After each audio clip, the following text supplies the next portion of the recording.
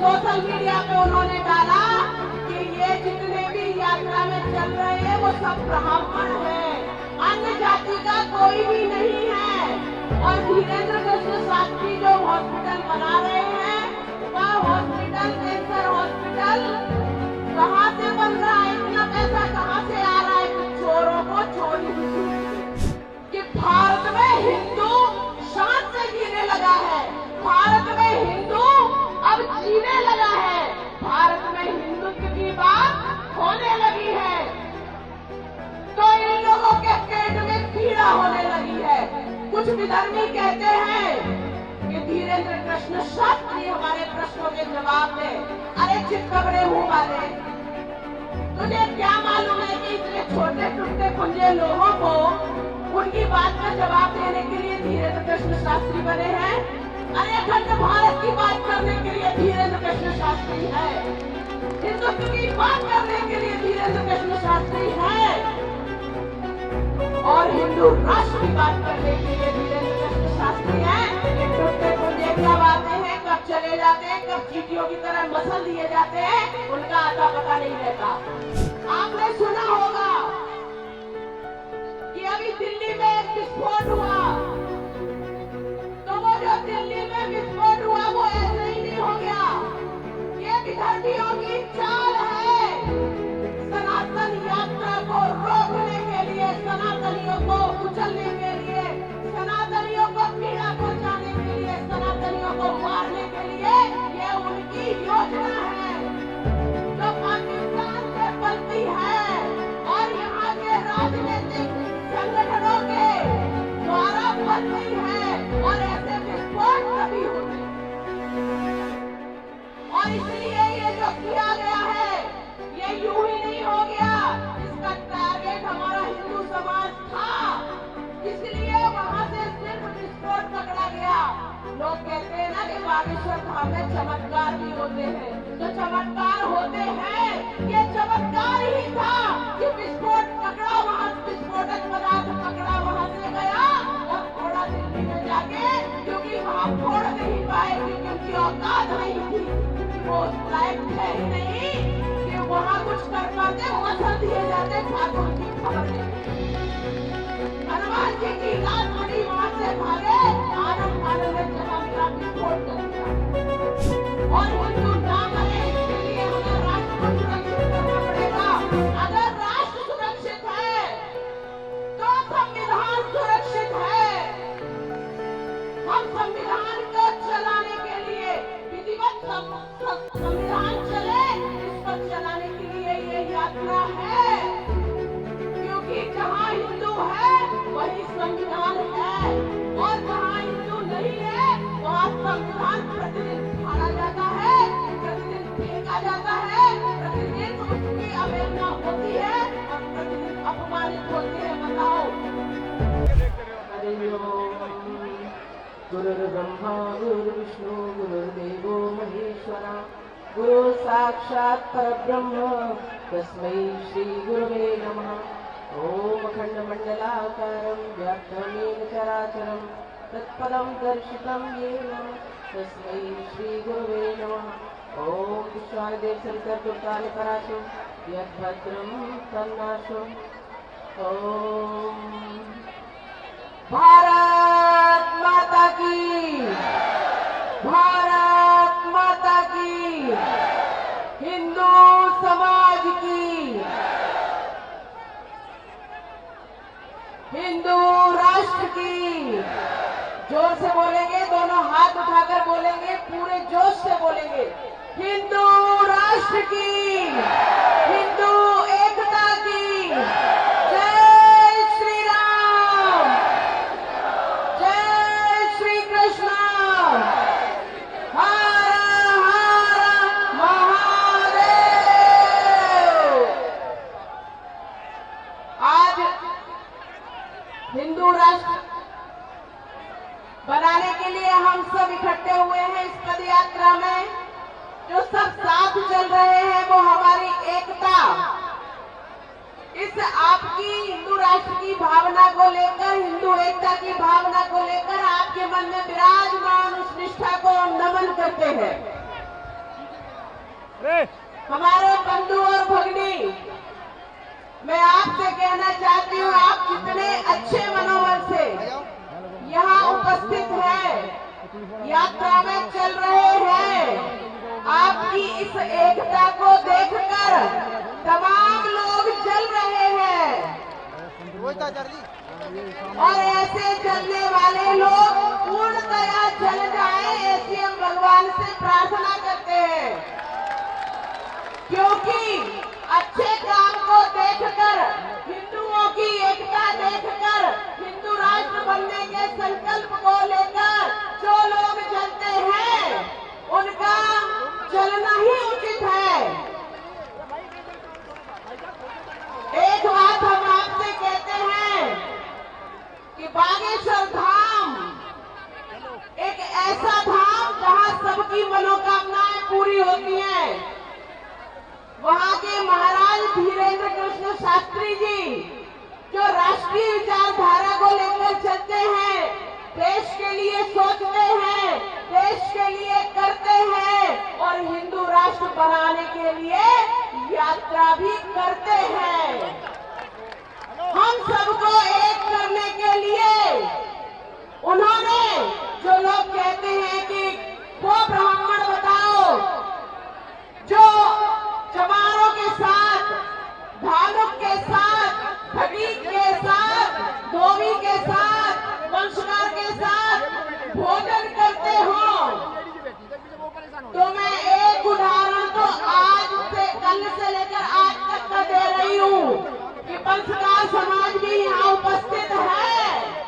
हाथ उठाइए जरा, देखिए कितने भीड़ है, चलने वालों देखो जरा। ये वो वंशकार समाज है जिसने कल महाराज जी के साथ बैठ करके भोजन किया। हम हिंदू एक हैं। ये वह मंच है, ये वह धाम है, ये वो कृष्ण शास्त्री जी हैं जो सिर्फ और सिर्फ हिंदू को मानते हैं। चमारों के साथ भोजन करेंगे, चमारों के साथ रहेंगे, धोबी के साथ भोजन करेंगे, धोबी के साथ रहेंगे, ब्राह्मणों के साथ भोजन करेंगे, उनके साथ रहेंगे, बलिया के साथ भोजन करेंगे, उनके साथ रहेंगे, मेहतर के साथ भोजन करेंगे, मेहतर के साथ रहेंगे, क्योंकि हम सब हिंदू हैं। जोर से बोलो हिंदू एकता की। और ऐसे लोग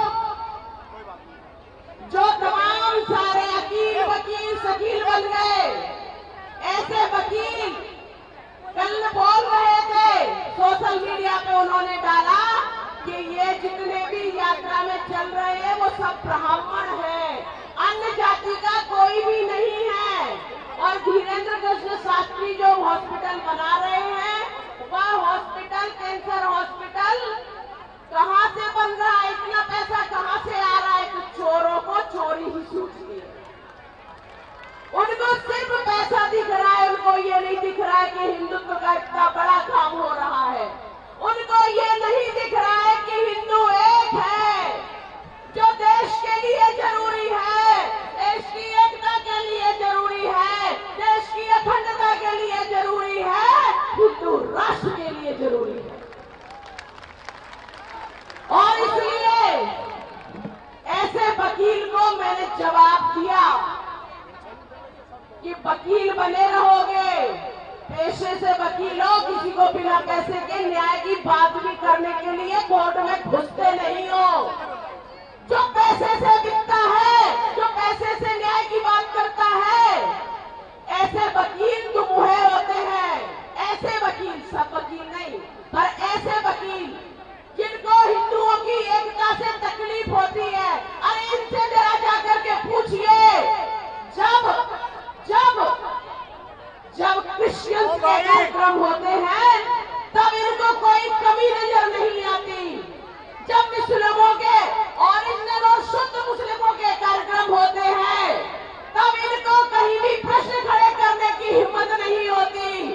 लेकिन जब हिंदू के नाम पे कोई कार्यक्रम आते हैं तो इनको लूज मोशन हो जाते हैं, दस्त लगने लगते हैं। अरे पहली बार ऐसा हो रहा है कि भारत में हिंदू शान से जीने लगा है, भारत में हिंदू अब जीने लगा है, भारत में हिंदुत्व की बात होने लगी है। तो इन लोगों के पेट में पीड़ा होने लगी है। कुछ विधर्मी कहते हैं कि धीरेन्द्र कृष्ण शास्त्री हमारे प्रश्नों के जवाब दे। अरे चितकबरे मुंह वाले, तुझे क्या मालूम है कि इतने छोटे टुट्टे पुंजे लोगों को उनकी बात का जवाब देने के लिए धीरेन्द्र कृष्ण शास्त्री बने हैं? अरे अखंड भारत की बात करने के लिए धीरेन्द्र कृष्ण शास्त्री है, हिंदुत्व की बात करने के लिए धीरेन्द्र कृष्ण शास्त्री है, और हिंदू राष्ट्र की बात करने के लिए धीरेन्द्र कृष्ण शास्त्री है। ये टुट्टे पुंजे कब आते हैं, कब चले जाते हैं, कब चींटियों की तरह मसल दिए जाते हैं, उनका आता पता नहीं रहता। अगर ये लोग कोई काम करते हैं तो वह काम करते हैं सिर्फ समाज में फूट डालने का।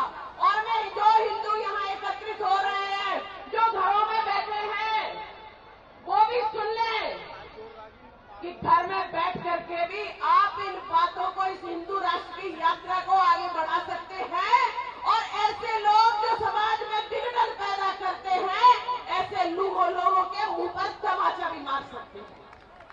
इसलिए सोशल मीडिया हो, प्रिंट मीडिया हो, इलेक्ट्रॉनिक मीडिया हो, या हमारे मुंह की मीडिया हो, या हमारे हाथ पैरों की मीडिया हो, जहां अवसर मिले ये खोटे लोगों का काम तमाम करना चाहिए, क्योंकि ऐसे लोग अच्छे काम में विघटन पैदा करते हैं। उन्हें पसंद नहीं है कि हिंदू एक हो, क्योंकि उनकी राजनीति हिल जाएगी, क्योंकि वो कहीं के नहीं बचेंगे, क्योंकि उनको कोई पूछेगा नहीं।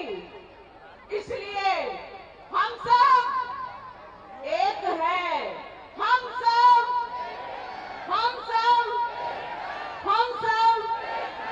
बोलो बजरंगबली महाराज की।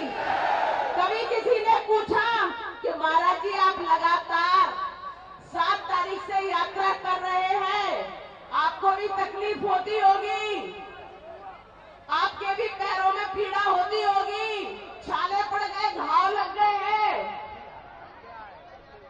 ये तो पीड़ा किसी को नहीं होती, जो साथ में चल रहे हैं उनको जरूर होती है। तो ये हिंदू जो साथ चल रहे हैं उनको ही पीड़ा होती है, इसलिए वो साथ में है कि हिंदू राष्ट्र के लिए अगर संघर्ष करना पड़े, यदि यात्रा निकालना पड़े, तो हिंदुओं की यात्रा निकलनी चाहिए और निर्विघ्न रूप से निकलनी चाहिए। आपने सुना होगा कि अभी दिल्ली में एक विस्फोट हुआ, तो वो जो दिल्ली में विस्फोट हुआ वो ऐसे ही नहीं हो गया। ये विधर्मियों की चाल है, सनातन यात्रा को रोकने के लिए, सनातनियों को कुचलने के लिए, सनातनियों को पीड़ा पहुंचाने के लिए, सनातनियों को मारने के लिए। ये उनकी योजना है जो पाकिस्तान से पलती है और यहाँ के राजनीतिक संगठनों के द्वारा पलती है, और ऐसे विस्फोट तभी होते हैं। और इसलिए ये जो किया गया है ये यूं ही नहीं हो गया, इसका टारगेट हमारा हिंदू समाज था, इसलिए वहां से सिर्फ विस्फोट पकड़ा गया। लोग कहते हैं ना कि बागेश्वर धाम में चमत्कार भी होते हैं, तो चमत्कार होते हैं, ये चमत्कार ही था कि विस्फोट पकड़ा, वहां विस्फोटक पदार्थ पकड़ा, वहां से गया और फोड़ा दिल्ली में जाके, क्योंकि वहां फोड़ नहीं पाए, क्योंकि उनकी औकात नहीं थी, क्योंकि वो उस लायक थे ही नहीं कि वहां कुछ कर पाते, मसल दिए जाते, ठाकुर उनकी खबर ले लेते। हनुमान जी की लात पड़ी, वहां से भागे, आनंद फानंद में जहां मिला विस्फोट कर दिया। मरा तो मुस्लिम समाज भी है, हिंदू समाज की तो कोई गिनती ही नहीं करता।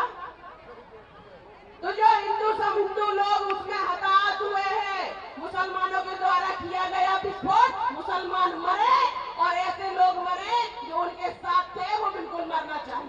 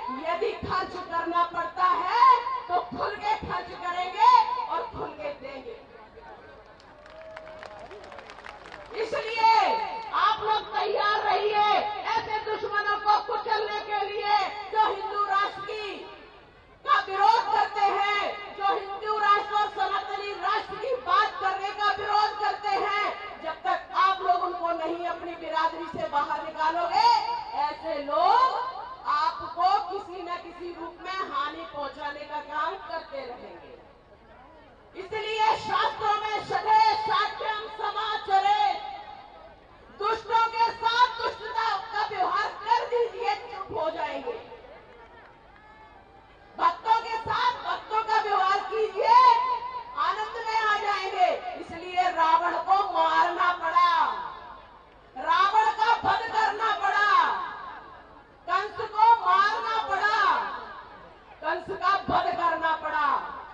ऐसे कई वध हिंदू समाज को सुरक्षित करने के लिए, राष्ट्र को सुरक्षित करने के लिए करना पड़ा है, तो किया भी है।